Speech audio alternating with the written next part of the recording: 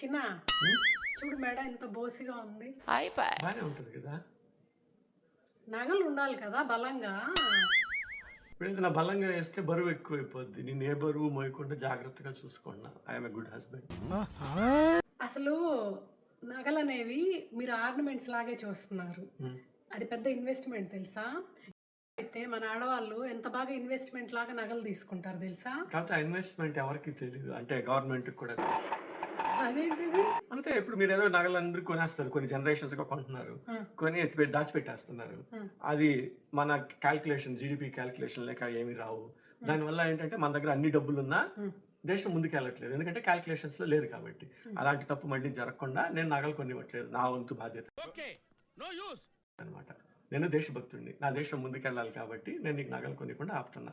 బేసిక్గా ఇలా కొన్ని దాచుకోవడం దేశ ద్రోహం. అంత పెద్ద పాపం నువ్వు చేయకుండా నేను నిన్ను కాపాడుతున్నా. థ్యాంక్స్ చెప్పు. ఇది ఇక్కడ లాజిక్. వాడు విండండి.